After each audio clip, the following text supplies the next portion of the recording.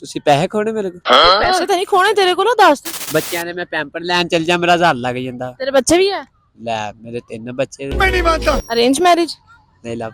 एहे ਸ਼ੁਕਰ ਕਰ ਸਾਡੇ ਵਰਗੇ ਕਸਮਿਆਲਿਆਂ ਦੀ ਵੀ ਲੱਭ ਹੋ ਗਈ ਤੇ ਮਕਸਦ ਕਿ ਜਿੰਨੇ ਦੀ ਸੁਰਖੀਆਂ ਇੱਥੇ ਤੱਕ ਲੱਗੀ ਹੁੰਦੀਆਂ ਉਹ ਵੀ ਵੇਖ ਕੇ ਐਸਾ ਕਰ ਲੈਂਦੀ ਆ। ਅਸੀਂ ਕੀ ਵੇਖਣਾ ਉਹਨਾਂ ਨੂੰ? ਮੂੰਹ ਤੇ 2.5 ਕਿਲੋ ਮੇਕਅਪ ਲਾਇਆ ਹੁੰਦਾ ਤੇ ਥੱਲੋਂ ਪੈਰ ਵੇਖ ਲਓ ਉਸਤਾਦ ਜੀ, ਤਵੇ ਨਾਲੋਂ ਕਾਲੇ ਤੇ ਨਖਰਾ ਕਤਰੀਨਾ ਕੈਫ ਵਰਗਾ।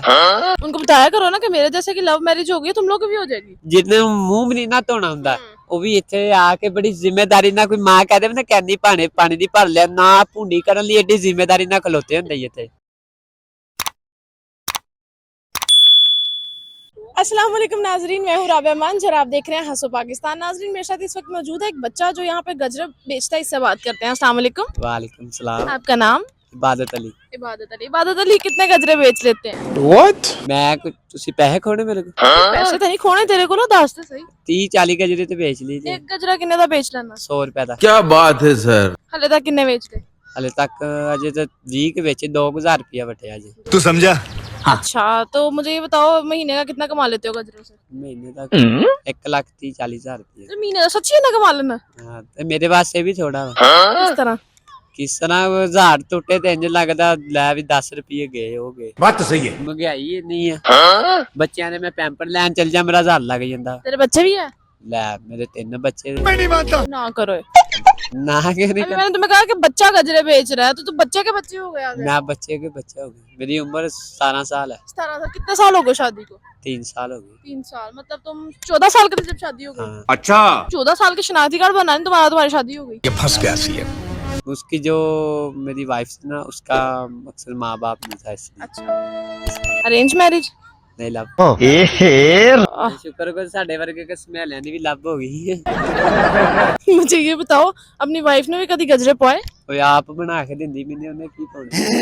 उसने बना के देन दिए? हां अच्छा मुझे ये बताओ अभी तक मतलब सुबह से गजरे बेच रहे हो, कोई ऐसी लड़की बड़ी शौकी जी है? वाह दीदी वाह। ਉਹ ਨਹੀਂ ਇੱਥੇ ਮਕਸਦ ਕਿ ਜਿੰਨੇ ਦੀ ਸੁਰਖੀਆਂ ਇੱਥੇ ਤੱਕ ਲੱਗੀ ਹੁੰਦੀਆਂ ਉਹ ਵੀ ਵੇਖ ਕੇ ਐਸਾ ਕਰ ਲੈਂਦੀ ਆ। ਅਸੀਂ ਕੀ ਵੇਖਣਾ ਉਹਨਾਂ ਨੂੰ? कितना कर दिया?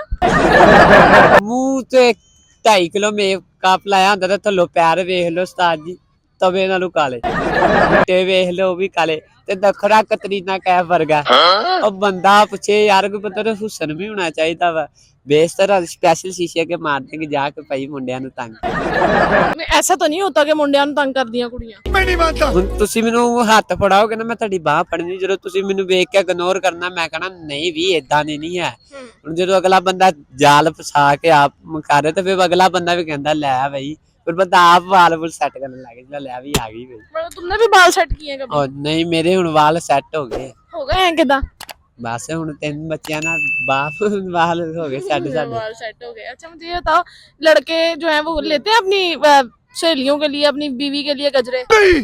नहीं लड़के जब मिल जाते हैं ना कहते लो जी भाई हम किस लिए लें या क्या करें, तो फिर जब लड़की के पास चले जाए ना तो वो कहती है क्या करें, हमें कोई पिलाने वाला नहीं है।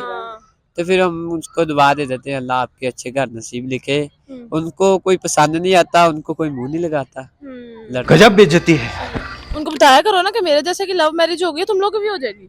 और नहीं मेरा तो बस तुक्का चलिया ਇੱਥੇ जब जिन्ने ਮੂੰਹ ਵੀ ਨਹੀਂ ਨਾ ਧੋਣਾ ਹੁੰਦਾ ਉਹ ਵੀ ਇੱਥੇ ਆ ਕੇ ਬੜੀ ਜ਼ਿੰਮੇਵਾਰੀ ਨਾਲ, ਕੋਈ ਮਾਂ ਕਹਿ ਦੇਵੇ ਨਾ ਕੈਨੀ ਪਾਣੀ ਦੀ ਭਰ ਲਿਆ ਨਾ, ਭੁੰਡੀ ਕਰਨ ਲਈ ਏਡੀ ਜ਼ਿੰਮੇਵਾਰੀ ਨਾਲ ਖਲੋਤੇ ਹੁੰਦੇ ਹੀ ਇੱਥੇ। तड़प ही ऐसी। ਇੰਜ ਕਰਕੇ ਲੈਣ ਸਰੂ ਚੈੱਕ ਕਰ ਸਾਹ ਆਂਟੀ ਵੇ, ਉਹ ਚੈੱਕ ਕਰ ਸਾਹ ਬੱਚੀ ਵੇ।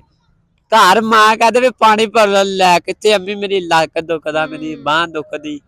अच्छा मुझे ये बताओ इबादत तुम पढ़े हुए हो? ਨਹੀਂ नहीं गए नहीं स्कूल?